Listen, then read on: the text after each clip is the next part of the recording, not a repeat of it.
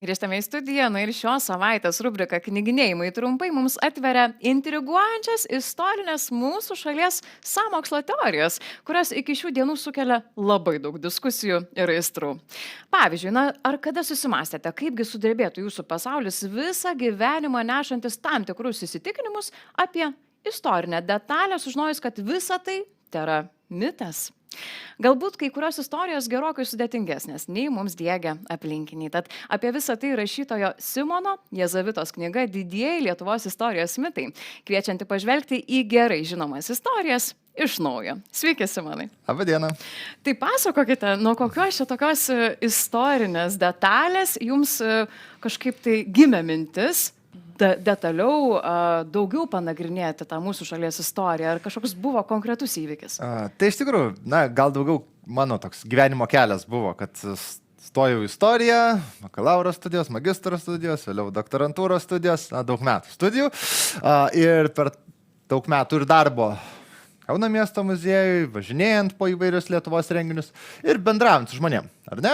Bendraujant, klausantis istorijų, ką žmonės papasakoja, ką jie žino apie istoriją, susiduri, ko jie nežino ir kokių galbūt kartais turi tokių mitų ir įsivaizdavimų.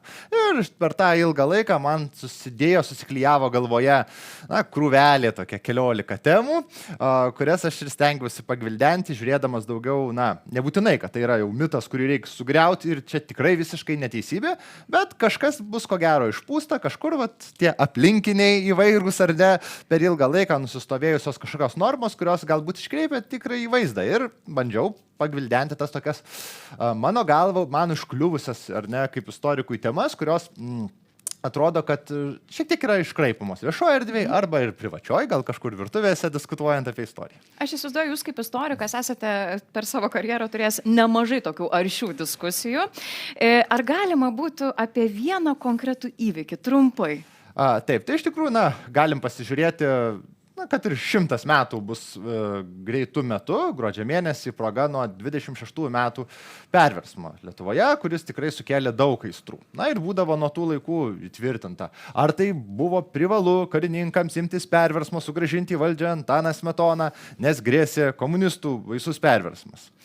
Kiti vėl sakys, ir gerai padarė, teisingai reikėjo tenais išvaikyti, nes būtume pakliuvę į SSRS gerokai anksčiau. Kiti sakys, ne, nieko panašaus, sulaužė demokratiją ir tik dėl to, kad tie, reiškia, karininkai ir nenaudėlis Smetonas su Valdemaru atėjo į valdžią, tai tik dėl to mes būktai sovietams nepasipriešinom 40 metais.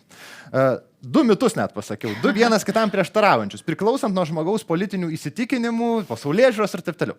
Ir abiejose yra kažkiek tiesos grūdo, bet abiejose yra ir nemažai pritemta į savo pusę, kaip sakoma, pritraukta argumentų. Tai aš ir bandžiau. Simpatizuoju tam žmogui, ar ne? Tai taip, truputėlį iš to ir atsiremia. Galbūt atsiremia ir iš įvairių patirčių, iš šeimos patirčių, tėvų, senelių pasakojimų.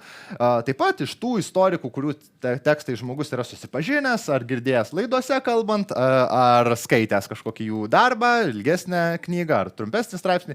Bet tie mitai taip susikuria ir tiesiog funkcionuoja erdvėje.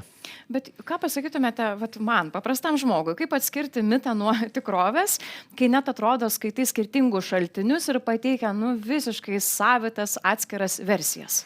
Taip, iš vienos pusės, aišku, vis tiek, istorikas irgi yra žmogus, todėl, norėtųsi tikėti, aišku, kad yra sąžiningas žmogus pirmiausia ir tai yra svarbiausia, nes kiekvienas turim savo kažkokias pažiūras, vertybės. Su metais gal jos irgi kinta, kai tu randi naujos informacijos, kai tu perkratai kažką ar tavo gyvenime nutinka kažkokių įvykių.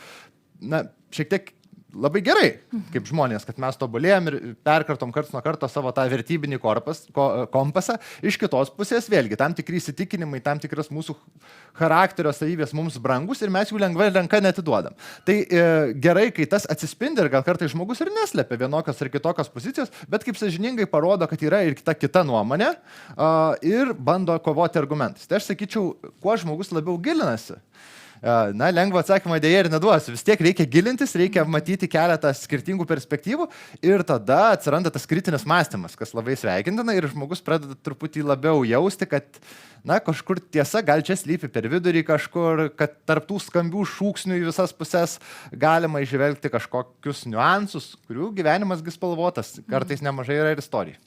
O kokias pats pastebite žmonių pirmasias reakcijas, supurčiu šiek tiek jų pasaulį, kai jūs pasakote, na, šiek tiek gal ir ne visai į tą pusę viskas ten pasisuko tais laikais. Taip, tai aišku, žmonėms vis laik yra smagiau, na, jeigu ateini, čia istorikas ir žmogus turi aštrią nuomonę istoriniais klausimais, pavyzdžiui. Na, aišku, žmogui smagiau, kada istorikas sakys, o profesionalas pritarė, man pagrindžia. Gerai, kai taip nutinka, nes taip irgi gali būti, nes tikrai būna žmonių pasidomėjusių giliai istoriją, kaip ir bet kuris kitas dalykas. Aš labai visada sveikinu ir džiaugiuosi žmonės, kurie giliai įdomis ir turi įdomių įžvalgų ir tikrai nepretenduoju, kad tik profesionalai gali kalbėti, jau kiti šiukštu negali kalbėti apie istoriją. Bet aišku, jeigu žmogui truputėlį, na, matai, kad gal vietomis yra tų tokių ar tai mitų, ar kažkokių nuogarsių, ar supaprastinta kai kas dalykai ir truputį taip kartais ir diplomatiškai bandai pasakyti, aišku, žmogus ne visada būna patenkintas, tai tekia yra tikrai tokios diskusijos ir viešo erdvėje, ir socialiniuose tinkluose diskutuoti, ir gyvai kažkur. Aišku, na, irgi visą laiką nesinori būti tuo tokiu, kur čia, visus gėdinu, daugiau už visus žinau, labai gudrus esu. Na, nereikia, visą laiką reikia ieškoti kelio diplomatiškai, manau, su žmonėm kalbėti, pasakyti, va, čia teisingai mąstote, labai gerai išvelgėt, bet dėl šitos vietos aš išvelgčiau tam tikrų niuansų. Ir bandai to susikalbėjimo tokio eiti, ieškoti. Ir nes tiek, mano tikslas irgi yra, kaip istoriko, kad žmonės domėtųsi istoriją, kad rastų ją įdomią tiek dėl praeities kaip tokios įdomios, ar ne, protmušiuose labai padeda, bet ir dėl aktualijų, dėl to, kad suprastume, kaip veikia sudėtingos sistemos, kokius lemtingos kryžkelėse, sakykime, civilizacijos ar valstybės, ar atskiri žmonės priima sprendimus. Istorijoje labai daug atsakymų, kurie aktualūs šiandienai ir aktualūs ir ateities kartoms, manau. Na, labai viskas niuansuota, taip ir skamba, kad istoriją nereiktų žiūrėti tik tai pro vienus vartus, tikrai, bet reikėtų iš įvairių perspektyvų vis tik tai pažvelgti ir iš įvairių istorikų galbūt perspektyvų. Taip, manau, kaip tikrai. Sakote, nes istorikai irgi žmonės.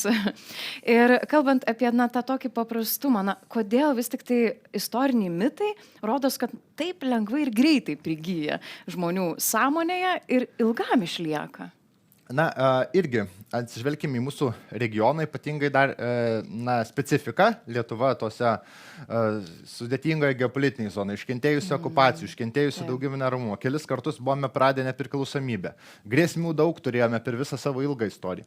Na, ir tai irgi suformuoja tam tikrus papildomus dar dirgiklius, kurių visose šalyse šiek tiek tokių įtampų istorija yra. Bet vienur mažiau, kitur daugiau. Tai pas mus prie tų, sakyčiau, kur vis tiek daugiau ir kur žmonėms tai yra tada labai svarbu, nes istorija yra tampa tam tikras, na, pamatas, tam tikro irgi identiteto ir štai kartais ir skaudžiau reaguojama į vienos ar kitokius, na, tam tikras užmetimas, kitokia interpretacija istorijos kartais priima labai asmeniškai, kaip, na, puolimą prieš svarbius tautinius valstybinius idealus.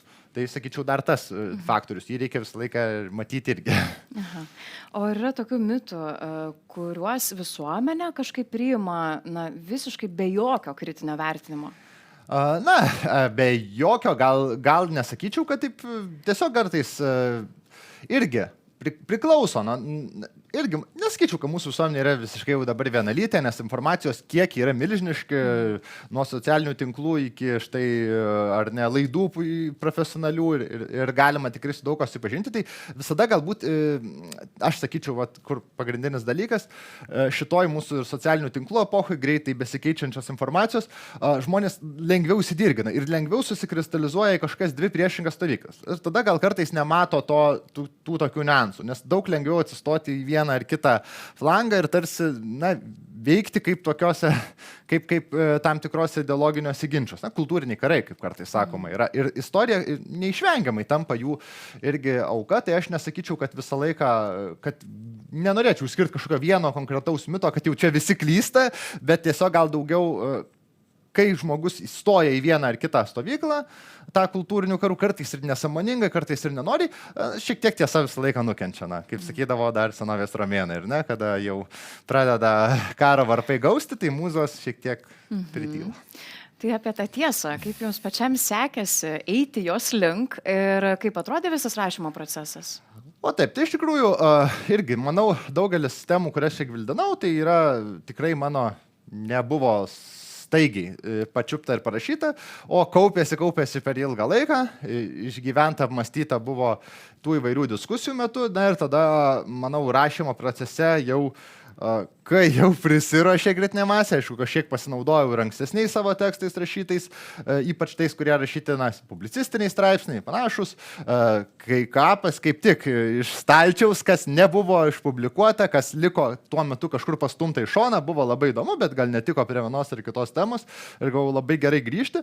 Na ir dar vienas svarbus dalykas, manau, kas man atrankai galutiniai padėjo susikristalizuoti, tai šiek tiek galvodamas ir apie asmenybės. Lietuvos istorijų turėjom begalę įdomių labai žmonių. Man tik gaila, kad dar antrą tiek turbūt, kiek norėjau bent žodžiu kitų paminėti, ne visi vis tiek sutilpo. Bet turėdamas irgi mintį, kad vienas ar kitas čia vaizduojamas asmuo, nebūtinai turi vaizduojamas, tai nebūtinai turi būti, kad 100% jam ten pagiri už jo visą gyvenimo veiklą, bet jo atsidūrimas knygoje irgi yra to žmogaus parodo tam tikrą duoklę, galbūt atiduoda tai istoriniai asmenybei dėl kažkokių, manau, sakyčiau, svarbių padarytų darbų kadais. Girdžiu, kad turbūt ir antrą knygą, ar ne, kažkada išvysime. Gali būti. Ir kadangi kalbame, kad istorija, viskas aplinkui yra niuansuota šiek tiek, kur reikia kelti klausimus, tai ar čia skaitytojai daugiau įsineš atsakymų ar klausimų? Aš vis tiek manau, kad tai yra knyga, stengiausi rašyti paprastai, stengiausi suprantamai ir kad būtų tam tikri ir atsakymai, kad žmogus, neštų ir tam tikrą platesnį tos epochos kontekstą, kartais Lietuvos palyginimų su artimesnėm ar kaimininėm valstybėm, ar kartais net ir tolimesnėm, tai bent jau Europos, tai čia tikrai galima irgi išvelgti tam tikrų kontekstų. Viena kita tema, vis tiek aš tikrai irgi galutinio to nenorėjau suduoti atsakymą, pateikiu savo pasiūlymų, galbūt tokių, kiek skaitytojas jau norės priimti, tai norės, tą žodžio laisvę turim kaip tai braginti savaip ir ją irgi puoselėti. Tai irgi taip pat, neperšu, kad čia mano tikrai tik 100% tiesa ir noriu stengtis irgi užkabinti, kad žmonės galėtų nesutikti, ginčytis, galbūt ieškoti dar kažkokių kitų atsakymų, bet tiem, kas nori tokio bazinio istorijos kurso, irgi labai tiks susipažinti su mūsų turtinga istorija.